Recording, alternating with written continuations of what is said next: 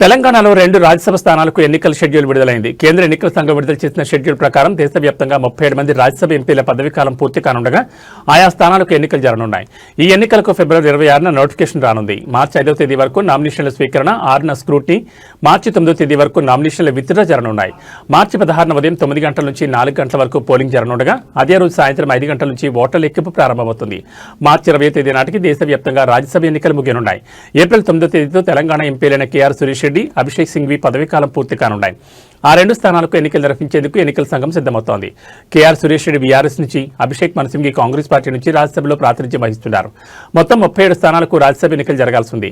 వీటిలో 7 మహారాష్ట్ర, ఒడిశాలో 3, తమిళనాడు, పశ్చిమ బెంగాల్లో 6 స్థానాలు, అస్సాంలో 3, బీహార్లో 4, ఛత్తీస్గఢ్లో 2, హర్యానా, హిమాచల్ ప్రదేశ్లో ఒక్కొక్క స్థానానికి, తెలంగాణలో 2 స్థానాలకు ఎన్నికలు జరగనున్నాయి.